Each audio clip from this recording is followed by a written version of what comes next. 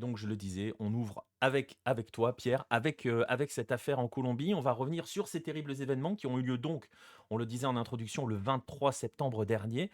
Ces terribles événements, on va les résumer en 3 mots. L'assassinat d'Edgar Paez, tout simplement, le président de Tigres en deuxième division colombienne. On va pour ceux qui ne savent pas déjà, hein, parce que peut-être que vous avez raté cette actualité-là, on va d'abord planter entre guillemets le décor, on va rappeler les faits exactement. Que s'est-il passé ce samedi soir en Colombie, fin de soirée, fin d'après-midi, je crois, hein, en Colombie. Ouais, c'est ça, c'est le samedi 23 septembre en milieu d'après-midi, 13e journée du torneo, Betplay, hein, puisque la D2 est sponsorisée par la même boîte que la première division. Donc 13e journée sur 16 de la D2 colombienne. Tigres joue contre l'Atlético, c'est un club de Cali. Tigres s'incline 3-2. Donc le match a lieu en milieu d'après-midi. En fin d'après-midi, Edgar Paez quitte le stade. Il est à bord de sa voiture, hein, avec sa fille. Il est passager. Sa fille est au volant. Et vers 18h15, deux hommes en moto enfin, suivaient la voiture, hein.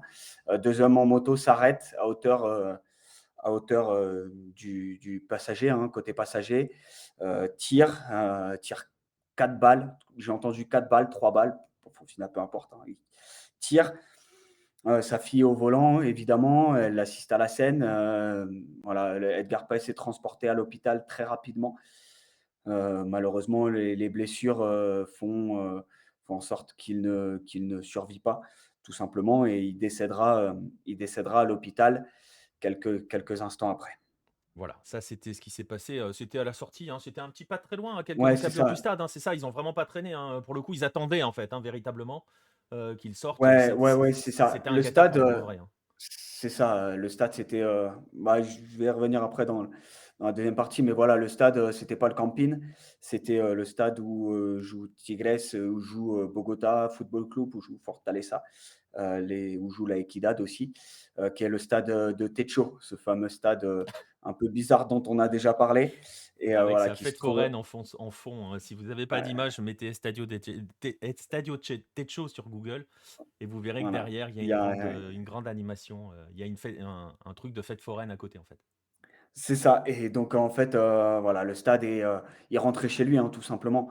Voilà, le stade est, au bord, d'une grande avenue et voilà, c'est à peu près sur cette, immense avenue ou dans une rue parallèle, qu'il est tombé, effectivement dans ce guet-apens.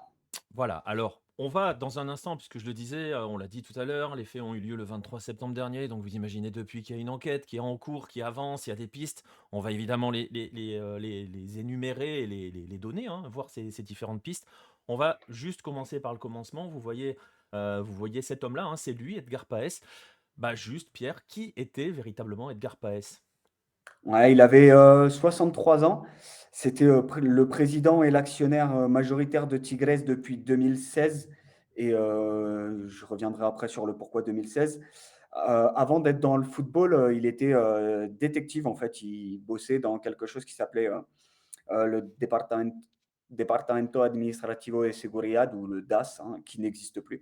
Et il a été aussi à la Fiscalia. C'est un peu difficile d'expliquer ce que c'est la Fiscalia, enfin de l'associer, mais c'est un organisme judiciaire indépendant du ministère de la Justice. Voilà, c'est pour éviter les conflits Bah, d'intérêts, etc. Donc, c'est le bureau du procureur, non? Quelque chose comme ça? ouais, ça doit être ça. Oui, oui, c'est ça, c'est le bureau des procureurs, mais voilà, ils ont des enquêteurs, ils ont une police, enfin, c'est la police, etc. Donc, voilà, c'est vraiment un organisme indépendant qui n'existe pas. Il n'y a pas vraiment d'équivalent en France, Ouais. mais voilà, en gros, il travaillait là-dedans. D'ailleurs, il a été condamné à l'époque. Il a fait 7 mois de prison, je crois, pour des blessures infligées à quelqu'un à cette époque-là. Tigres, c'est pas son premier passage dans le football. Il est rentré en 2004 comme actionnaire de Santa Fe. Voilà, le club que tout le monde Bah, Attention à ta j'allais phrase. dire que non, non, non, non, non, j'allais dire que tout le monde connaît, mais non, non, voilà, qui est le deuxième gros club de Bogota, vainqueur de la Copa Sudamericana 2015, 1er champion de l'histoire de Colombie, donc qui est quand même un club très important à l'échelle. Donc il est rentré entre 2004 et 2016, 2007, pardon. Il est rentré, il était actionnaire de Santa Fe avec un personnage qui est actuellement président, qui est Eduardo Mendes. Et donc voilà, depuis 2016, il est à la tête de Tigres, voilà, comme président.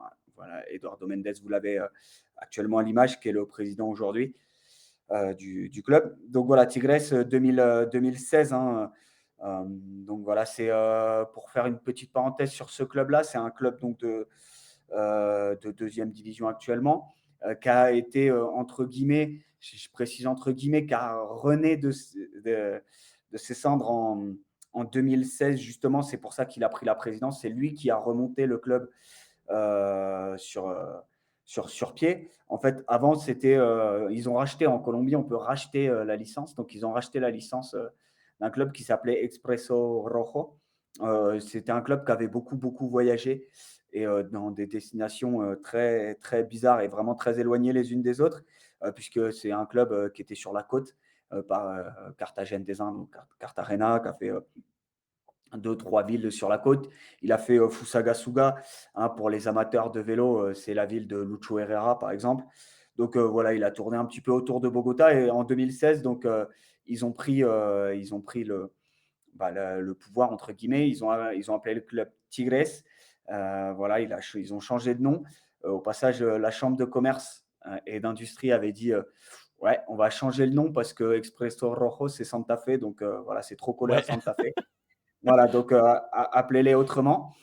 Donc voilà, ils ont racheté le club, ils ont acheté la licence, ils l'ont installé à Bogota, Tigres. Voilà, fin 2016 d'ailleurs, c'est assez surprenant parce que 2016, il reprend les rênes fin 2016, ils montent en première division. Euh, voilà, alors on s'était passé un peu inaperçu à l'époque puisque l'autre équipe qui les a accompagnés en première division était un poil plus connue et la montée était un poil plus attendue. Voilà, je vous laisserai chercher si besoin. C'est une équipe qui joue en rouge et qui joue à Cali. Donc voilà, c'est un très très petit club, sincèrement. C'est un club familial. Voilà, ils ont une base, beaucoup de jeunes. Hein. Ils essayent de recruter, vraiment, de développer par le sport et de sortir entre guillemets des jeunes. Vraiment, leur logique. Et voilà, est-ce que vous savez à peu près, je te la pose à toi, Nico, mais je peux la poser à tout le monde. À votre avis, quel est le budget d'un club comme Tigres, le budget annuel? Oh la vache, tu me parles d'un club de D2, D2 colombienne. Ça doit Ouais, être. club familial, un des plus petits en plus, hein, sincèrement. En Écoute, euros, en euros. ouais, ouais, en euros, je pense qu'on est large si on est aux alentours des 2 millions, mais je pense que je suis large. En 2 millions d'euros? Ouais, Ah ouais, non, non, ouais. non, non. 200 000 euros, nous Cent- dit Nostromo. Ouais, bah c'est pas mal, Nostromo, 150 000 euros à peu près. Oh la Voilà, vache. le capital du club, c'est ça. Ils avaient fait une augmentation de capital cette année et c'est à 150 000 euros de budget. Ils ont Ok. un capital. Donc voilà, imaginez ça. Non, mais voilà, imaginez, je le dis voilà, sans trembler, je pense qu'un enseignant d'université ou même un enseignant dans un centre de langue, pour le coup, gagne plus qu'un joueur de Tigres, un joueur de D2 colombienne. Ouais, Voilà, et tu le rappelles, hein, c'est un des plus petits budgets de deuxième c'est un des division. plus petits, ouais, c'est un des plus petits clubs, un des plus petits budgets Ouais. de D2, mais voilà, Mais ouais, après en D2 colombienne, tu n'auras pas des budgets en millions d'euros. d'accord. Non, non. Ok. Mais Ouais. bon, voilà, on est quand même sur un budget bas. Donc vous voyez, tu l'as dit, c'est un petit club familial qui est géré dans son coin, qui a jamais fait de, de vagues autres que. Enfin voilà, il a vécu l'exploit de Ouais, monter en première division. ils ont fait un aller-retour en D2, Voilà. voilà, ouais, ouais.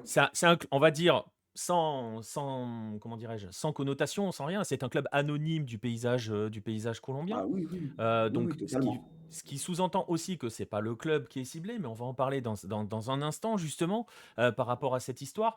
Et voilà, vous avez vu qui est on n'a pas encore tout dit, hein, d'Edgar Paes, parce que vous allez voir, on va effeuiller petit à petit, justement ce millefeuille Edgar Paes. Vous allez voir qu'il y a des strates. Ça, c'est la dernière, voilà, c'est la strate actuelle, président d'un petit club familial qui fait pas de bruit, qui vit tranquillement, qui est impliqué dans aucune affaire ces dernières années, donc parce qu'il faut le préciser aussi. C'est aussi pour ça qu'on dit club Ouais. anonyme, c'est aussi dans un sens positif parce que c'est pas anodin d'être anonyme en Colombie.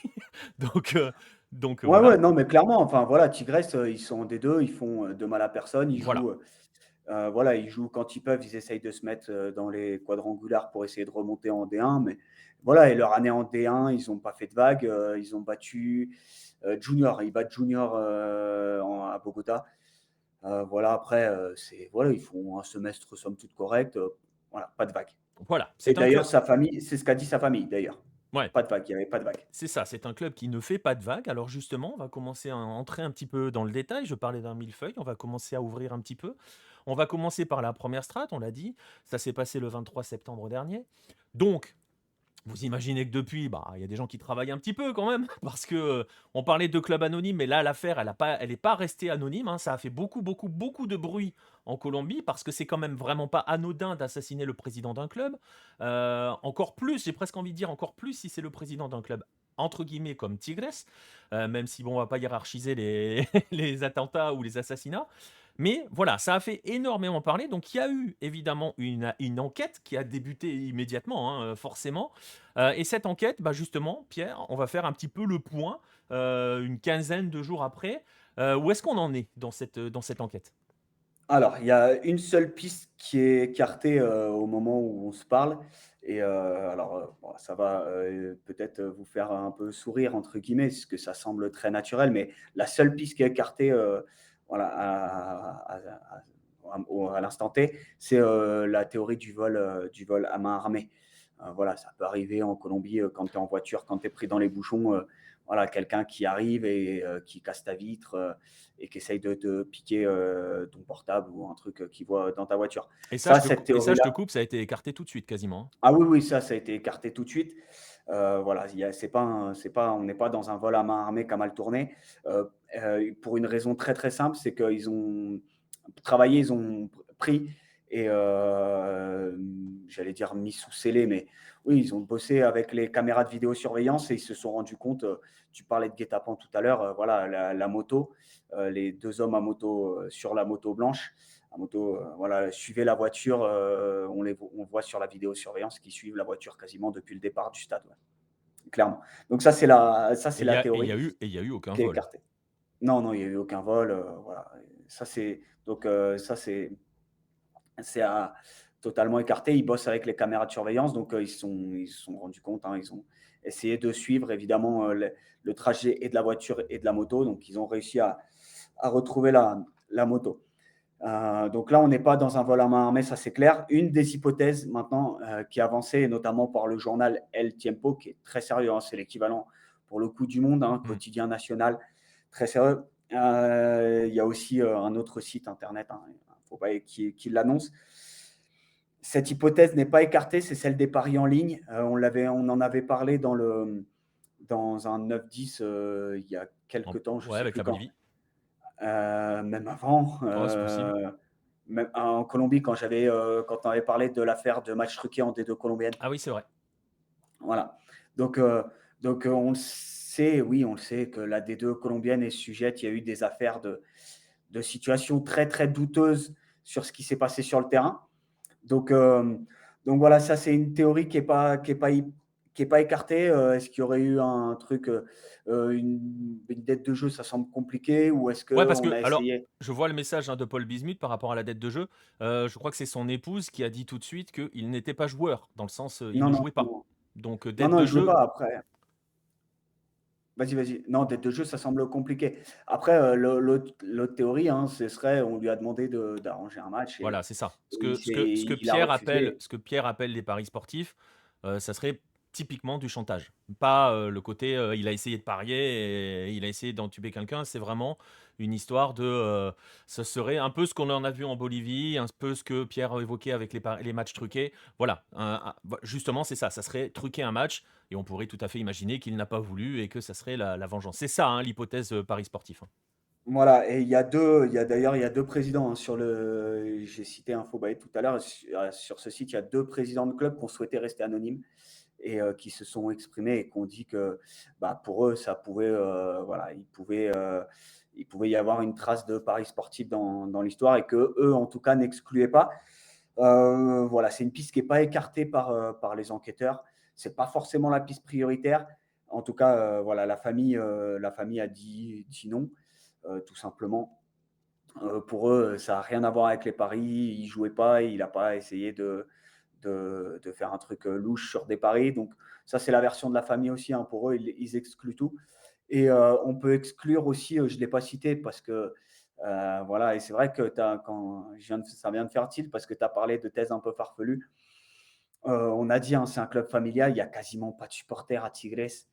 Sincèrement, pour y avoir été accrédité quand ils étaient en première division, heu, c'est vraiment tranquille, hein. C'est vraiment du foot district entre guillemets dans l'ambiance, hein. Je veux dire, c'est très familial, tu as la famille des joueurs et c'est tout quoi. Tu as pas de groupe de supporters, tu as Ouais. rien. Ouais, il y a Donc pas on de va bara qui pourrait venir voilà, mettre une c'est pression, quoi. ça. Il y a pas de Bara qui est venu, s'exciter après une défaite, Ouais. parce que ça excluait le club à la montée, non, non, ça c'est pas la défaite, c'est pas à cause de la défaite et à cause du score que voilà.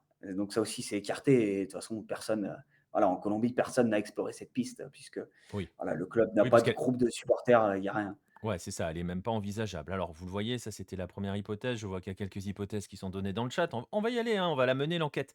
Mais vous allez voir qu'il y en a une autre, forcément. Heu, Puisque, voilà, il se pourrait donc très probablement que cette histoire ne soit pas liée au football, que ça soit des paris sportifs ou des matchs truqués ou quoi que vous voulez d'autre.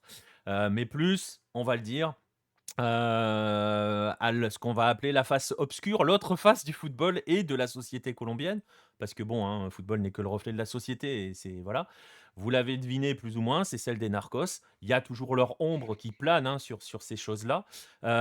Parce que c'est un fait quand même, on va le dire. Parce que c'est vrai que quand on parle de narcos, Pierre, on remonte toujours à raison. Mais un petit peu à tort aussi parce que ça occulte certains autres aspects, pardon.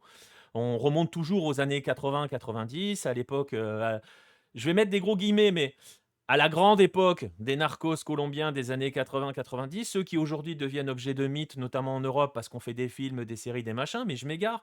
Mais tout ça pour dire que les narcos, eux, ils sont toujours très présents dans le football colombien.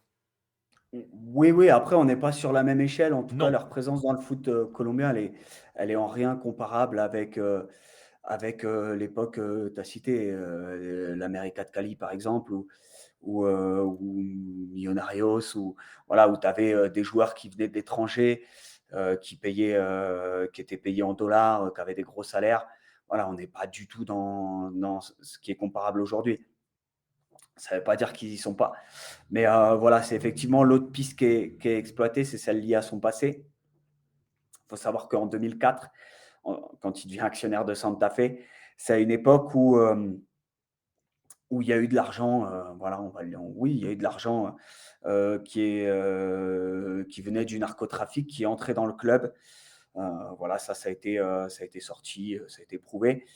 Voilà, autour de lui, il y avait, notamment 3 personnes, Julio Lozano Pirateque, il y avait, Claudio Javier Silva Otalora et il y avait, Luis Caicedo Velandia.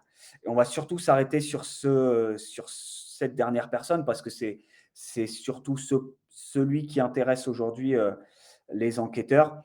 Voilà, quels étaient les liens au moment où ces personnes-là étaient, à Santa Fe et quels étaient ces liens donc avec, avec, PAES. Donc ouais, c'était parce que surtout, l'hypothèse est que c'est lui qui l'a fait venir à Santa Fe. voilà, c'est ça, qui l'a fait venir, quel lien était, quel lien ils avaient. Voilà, c'est toujours un peu compliqué de savoir qui l'a fait rentrer, surtout, que c'était à l'époque de la Eduardo Mendes qui était président. On reviendra sur Mendes après. Mais voilà, c'est la théorie, vraiment qui est menée actuellement. Voilà, il faut savoir que donc j'ai cité 3 personnes, hein. Les 2 derniers sont morts. voilà. Claudio Javier Silva Otalora, il s'est fait, assassiner, je crois, l'année dernière, fin 2020, ouais, fin 2022, Ouais, novembre si dernier. je dis pas, ouais, voilà. Et Luis Caicedo, pareil, il s'est fait, lui assez sauvagement assassiner aussi à Bogota, son frère et s'est fait assassiner d'ailleurs. Et donc c'est surtout cette piste-là qui est vraiment creusée entre guillemets par les enquêteurs, parce que ça ressemble, voilà, là, le fait qu'on assassine des gens de cette période-là, voilà, ils essayent de voir s'il n'y a pas un peu une vengeance de la part d'un groupe, hein, en fait. Ouais, parce Voilà, il que y a pas. parce qu'il y avait, je me souviens qu'El Tiempo en parlait, il y a une histoire d'opération de vendetta au niveau des milieux mafieux qui a déjà, Voilà. fait quoi? Une quinzaine de morts, je crois, dans Bogota. Et la question, c'est de savoir si Paez pourrait être une de ces victimes-là, quoi. Voilà, c'est ça, c'est un peu difficile de compter vraiment, de savoir qui a été tué vraiment à cause de la vendetta, la vengeance, hein, des mafias. Mais voilà, j'ai envie de dire, c'est la principale piste, qui est explorée actuellement par la police, hein. Pour eux, c'est la piste prioritaire, essayer de remonter un petit peu et voir si c'est pas les liens, si c'est pas lié, voilà, en lien avec son passé, voilà, à cette époque, Ouais, parce que voilà. parce que tu l'as dit tout à l'heure, il était au DAS, pour ceux qui pour donner un petit élément, le DAS, si on doit faire un petit parallèle français, c'est les RG, hein, c'est les renseignements généraux, en gros, hein. C'est des services, Ouais, voilà, c'est ça. c'est Hem ça, c'est les RG, un peu la BAC aussi parce qu'ils ont dans l'intervention, Ouais, parce voilà que ça. j'ai cru comprendre, j'ai vu passer le message, je vois le message de Red le Rouge qui parle des FARC. Il me semble que le DAS a été accusé d'avoir des liens un petit peu étranges avec certaines milices paramilitaires, hein, c'est ça, hein? Ouais, après, bah, oui, oui, ils sont accusés, d'ailleurs, ça a été, il y a eu une enquête ouverte pour, j'essaye de traduire, que ce soit le plus correct, possible, pour, enrichissement illégal. Voilà, blanchiment de services et enrichissement illégal, quelque chose comme ça. Ouais, enrichissement illégal, c'est sûr. Voilà, et blanchiment voilà. Donc non, non, c'est sûr qu'il y a des liens, à cette époque-là entre PAES et certains groupes, qui ont été, un peu douteux, et c'est surtout ça, qui est, là privilégié, hein, par la police. C'est surtout, voilà, ce c'est surtout on va dire, oui, un peu ce millefeuille, ce mix, et cette intervention mafieuse, voilà. Est-ce qu'il aurait été une victime collatérale ou pas? C'est surtout ça. Alors, il y a une bonne question de Red le Rouge dans le chat. S'il y a des caméras de surveillance, ça veut dire qu'ils ont Non, déjà attrapé les malfrats? non. Ah Voilà. non, non, en fait, non, Ils ont non, la mais en moto fait, déjà. Ils ont la moto, hein? non, non, mais non, non, je suis Même pas pas, en fait? sûr, je suis Ouais, pas peut-être sûr. même pas. Non, non, mais en fait, faut savoir, Red le Rouge, en fait, voilà, non, C'est la parce que Colombie, mec. bah, plus que ça, c'est Bogota, et en fait, tu as une inégalité très forte, évidemment, c'est pas, tu vois, c'est pas, des gens, issus des quartiers chics où tu as des caméras à tous les coins de rue. Une fois que tu rentres dans les quartiers un peu plus, Mmh. compliqué. À mon avis, ils ont pu imaginer et suivre le trajet de la moto jusqu'à un certain point. Ouais, et puis à un moment, ils la Une perdent fois de qu'il y vue, aura quoi. Voilà, c'est ça, à un moment donné, ils l'ont perdu de vue. Tu te mets dans des quartiers, dans des petites rues, voilà, non, non, tu peux pas enfin, c'est très compliqué. Voilà, et d'ailleurs, si je peux faire une parenthèse, mais ça, on en parlera puisque bientôt, peut-être, si voilà, avec un Planète Hello Medellín, qui est dans le four, et qu'on aura peut-être l'occasion d'enregistrer bientôt.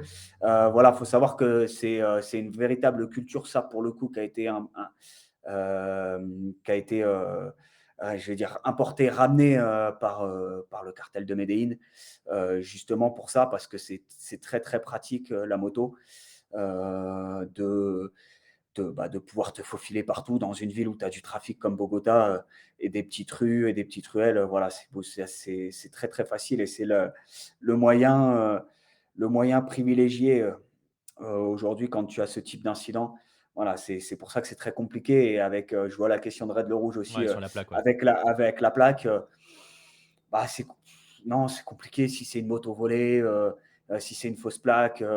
Voilà, faut Ouais, c'est ce que sous-entend Paul Bismuth derrière, puis de toute façon, je suis même pas sûr qu'il y ait une plaque visible sur les caméras donc ouais.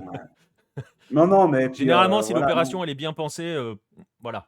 Ouais, voilà. Non, mais c'est ça, soit ils mettent une fausse plaque, soit ils mettent un truc, voilà, Ouais. que tu puisses pas, ouais. Voilà, Donc mais donc, oui, oui, donc c'est voilà où en est l'enquête, voilà où on n'a toujours pas écarté les paris, il y a toujours ce millefeuille avec l'ombre des narcos qui plante, qui plante, bah, j'ai mangé le mot d'ailleurs du coup, voilà donc qui plane, qui voilà, plane, merci. voilà. On va y arriver. C'est pas facile, hein. C'est que lundi, hein. Ça va être dur la semaine. Qui plane sur cette affaire-là. Alors ça va être très très compliqué, hein, justement, d'essayer de remonter les strates, de trouver. Tu citais un homme, par exemple, tout à l'heure, Julio Lozano. C'est lui qui s'est barré à Dubaï, hein. C'est ça, hein. Qui serait Ouais, encore à c'est ça. Dubaï. La dernière fois qu'on l'a vu, C'est c'était à Dubaï. c'est ça, c'est ça. Il essaye de bah, forcément, il essaye de se cacher. C'était, c'était voilà, ouais, c'était le dernier, hein, des 3 que j'ai cités, c'est le seul qui est en vue, donc il essaye d'être le plus loin possible, voilà, Ouais, dans le golfe, il serait dans voilà, le il golfe. serait du côté de Dubaï, il serait entre guillemets «homme d'affaires» du côté de Dubaï. Je vous laisse imaginer quel type d'homme d'affaires ça peut être. Bah, Mais bon, ouais, bah, alors justement là, pardon, je te coupe Nico, mais voilà, on n'est pas dans le narco, on pense souvent à la cocaïne, à juste titre, hein, quand on parle de ça. Là, on n'est pas forcément pas que dans ça, on est surtout dans l'émeraude. Il faut savoir que la oui. Colombie paye beaucoup d'émeraudes et donc voilà, il n'y a pas que du narcoterrorisme illégal, heu, voilà, Bah, il y a aussi, c'était leur de deal, la vente, c'était leur business à ces 3 là, hein. exactement, c'était l'émeraude, voilà et notamment, voilà, les faux émeraudes. Donc voilà. Donc bon, cette affaire-là, je sais pas s'ils vont arriver à remonter, jusqu'où ils vont arriver à remonter. Ça semble très compliqué. Il y a une petite question de Nostromo par rapport à Edgar Paes. Il était vu comment? Est-ce qu'il était vu comme un bon gestionnaire? J'aurais tendance à te dire oui, enfin de manière tranquille, quoi. Bah, Nostromo, pour te répondre, on parlait pas vraiment de C'est tigresse, ça. en fait. Je vais pas dire, c'est un peu comme si tu posais la question, est-ce que le proprio, de Quevilly-Rouen ou le proprio de Rodez est un bon gestionnaire? T'as fait exprès, Heu, Rodez, c'est ça? non, non, non, non, mais même pas, parce que je prends, enfin, pour le coup, j'essaye de prendre des clubs anonymes Non, mais c'est oui, ça, anonymes des entre clubs guillemets qui font pas de bruit, quoi, concrètement. voilà, des clubs qui font pas de Qui bruit en D2, c'est pas voilà, c'est Enfin, Rodez pas en a fait, mais bon, enfin, c'est pas ah, leur faute. pas pour la C'est gestion, pas leur voilà. faute, mais voilà, non, non, mais voilà, c'est un club voilà, on l'a dit tout à l'heure, qui faisait pas parler de Donc lui, c'est qui faisait pas non, de non, vagues. voilà, c'était un Paes ne faisait pas de vagues. Voilà, et justement, ça me permet moi de rebondir, et ça sera la dernière question, parce que vous voyez, donc l'enquête, elle en est là. Ces pistes-là, elles en sont là. Il n'y a pas franchement de priorité, hein, dans les pistes, hein, puisque tu le disais tout à l'heure, il y a quand même encore les paris sportifs qui sont pas totalement écartés, voire pas du tout écartés. Et voilà, on est vraiment à égalité, hein, sur ces deux pistes-là. Euh, ouais, moi je dirais que la 2e est les- plutôt la prioritaire, ouais. Les liens, si, avec le si j'en passé, crois c'est les plutôt celle-là. médias, mais les médias sont pas les enquêteurs. Mais à suivre les médias Voilà. colombiens, ça a l'air de Ça peut être les privilégier 2. Ouais, ça a l'air de enfin, c'est pour moi, comment je le comprends en tout cas de la part des enquêteurs, ils écartent pas totalement les paris, mais je dirais que c'est Ouais, plutôt la prioritaire, c'est le passé. ouais. Et justement, donc ça sera la dernière question par rapport à ce sujet. On évoquait le fait que Edgar Paez gérait tranquillement son club dans son coin, formait des jeunes, travaillait sans faire de bruit, tranquille, en deuxième division, avait réussi à le monter en D1 aussi. Ils ont fait l'ascenseur, certes, mais ils ont quand même connu l'élite colombienne. Euh, on rappelle qu'il était le président du club, mais donc de fait l'actionnaire principal de ce club, donc celui qui investissait dans ce club. Et on va pas commencer à balancer des hypothèses sur d'où venait l'argent, mais c'est pas la question du truc. Mais justement, il peut arriver quoi maintenant à Tigres? Bah, c'est un compliqué de savoir, ce qui est sûr, c'est qu'ils évolueront en deuxième division l'année prochaine. Voilà, là, il reste une journée, ils ont aucune chance de monter, ils sont derniers du classement, hein. Voilà, on imagine de toute façon le club, c'était là pas du tout l'objectif, donc c'est un peu compliqué de savoir vraiment ce qui va en être, du club. Il faut savoir que depuis, le décès, du président, depuis l'assassinat du président, ils ont joué 2 matchs, ils ont perdu les 2. Pour vous raconter un petit peu aussi l'envers du décor, et pour parler de club familial, Il se trouve que le jour où il y a eu, les funérailles, du président, je j'habite pas très loin de la maison funéraire où le corps était et il y avait beaucoup de personnes du club, il y avait, le bus du club, il y avait donc voilà, j'imagine que quelqu'un de la famille, heu, Ouais, c'est une théorie, quelqu'un de la famille, vraiment pour le coup, club familial très proche, quelqu'un pourra reprendre le flambeau, que ce soit sa femme, son frère, voire une de ses filles. Et je crois qu'il a 3 filles, si je dis pas de bêtises. Donc, on peut imaginer, voilà, ce club-là, repris par quelqu'un de sa famille. Voilà, après une autre hypothèse, enfin ça me paraît ça peut-être un petit peu plus compliqué, mais il était très, très proche, hein, de Santa Fe. Paes, il était très proche de Mendes, l'actuel président. Au passage, Eduardo Mendes qui a fait de la prison, hein, aux États-Unis, pour des liens avec le narcotrafic, enfin pour obstruction, pardon, pour obstruction de la justice. En fait, il était avocat et avocat, notamment de beaucoup de narcotrafiquants. Et il a été accusé, et il a fait de la tôle pour ça. Donc, vraiment, je peux utiliser il a été accusé d'avoir donné des infos à un narcotrafiquant, comme quoi la justice le cherchait. C'était un narcotrafiquant portoricain. Donc pour ça, il a fait de la tôle. D'ailleurs, il est quand même très, très proche, hein, Eduardo Mendes, que c'est l'avocat de la famille. On a parlé de Caicedo tout à l'heure. Quand le frère de Caicedo se fait descendre alors qu'il est en taxi, il allait rejoindre Eduardo Mendes. Donc, pour une réunion qui était son avocat familial, attention, hein, Eduardo Mendes dit, entre nous, c'est une relation client-avocat, point barre. Donc voilà, c'est vraiment, il y a une proximité avec Santa Fe. Donc, c'est aussi quelque chose qu'on ne peut pas exclure de la part de Eduardo Mendes, de mettre un homme à lui, tout simplement, et de gérer voilà, de gérer le club, un de ses proches qui gère le club. Voilà, ça, c'est quelque chose qu'on ne peut pas exclure non plus aujourd'hui. Voilà, même si il y a d'autres chats à fouetter pour Santa Fe, avec, ouais. avec une crise sportive. Et d'ailleurs, Eduardo Mendes s'est fait un petit peu, voilà, un petit peu bouger par son public samedi soir. OK. Mais Donc voilà, c'est pas à exclure totalement. ouais. Voilà, les 2 hypothèses, moi, c'est soit une reprise familiale, soit, comme il y a une proximité avec Santa Fe, que ce soit quelqu'un, du cercle Mendes Ouais. qui aille gérer le club. Alors, je ne sais pas si ça sera le club des Cuervos dont parlerait le rouge. Je suis pas sûr parce qu'on est quand même pas dans cette dimension-là. Mais pourquoi pas? Est-ce qu'il y a un frère qui est capable de s'écharper avec sa sœur? Je sais pas. D'ailleurs, petite parenthèse, vous pouvez Enfin, regarder Club des Cuervos parce que c'est très drôle. Et puis, ça vous en dira beaucoup. Mine de rien, ça apprend beaucoup, beaucoup de choses sur le football mexicain parce que c'est très juste ce qu'il y a dedans. il y en a un par contre, en Colombie qui est dans un petit conflit, frère-sœur. Et ben voilà. Donc, il y a Heu, déjà un Club des Cuervos version colombienne. Après, ouais, le Tolima, pour la parenthèse, juste rapidement, le propriétaire, hein, Camargo, de Tolima, est décédé, cette année ou l'année dernière. Ouais, et en fait, tout le monde pensait que c'était son fils qui gérait, et en fait, dans son testament, c'est sa fille. On apprend qu'il lègue le club à sa fille. ok. Donc voilà, bonne Là, ambiance il y a un bon familiale aussi. parallèle avec Club des Ah Cuervos. ouais, Vas-y, voilà. voilà. Mais bon, à voir, hein, à voir ce que va devenir Tigres, à voir. Juste une dernière chose par rapport à ça. Tu disais tout à l'heure, tu parlais du budget et tout. Juste pour enlever cette ombre-là autour de ce club-là, parce qu'on a parlé de l'ombre des trafiquants de manière générale, peut-être pas des narcotrafiquants, hein, puisqu'on le disait vraiment, c'était plus l'Emeraude, ces gens-là. Mais on peut absolument pas imaginer que Tigres servait à blanchir de l'argent vu les budgets de ce club-là. Non, non, non, je pense pas, Pour dire les choses très clairement, hein, tu vois? non, Un coup non, de coupure non, non, là-dessus non, mais et voilà, il était, pour le non, non, ce serait, absurde. ouais, On n'est pas, voilà, on n'est pas du tout, vu le budget du club, même, la ça draine personne, enfin, personne au voilà, stade, ça c'est voilà. voilà. Ouais, voilà. Non, non, Donc il y a aucun soupçon, sur un financement, comme bizarre ou illégal du ouais, club. Mmh. c'est ça. Donc ça, c'est écarté. Voilà. Au moins, maintenant, on va voir, hein, on va voir où l'enquête nous mène. Vous le voyez, il reste 2 pistes, et on va voir aussi comment, hein, le club va rebondir à ce drame, hein, parce que c'est un véritable drame, hein. Il y a eu, ça a ému, plus qu'au-delà du club, hein, d'ailleurs, parce que vraiment, vraiment, c'est quand même.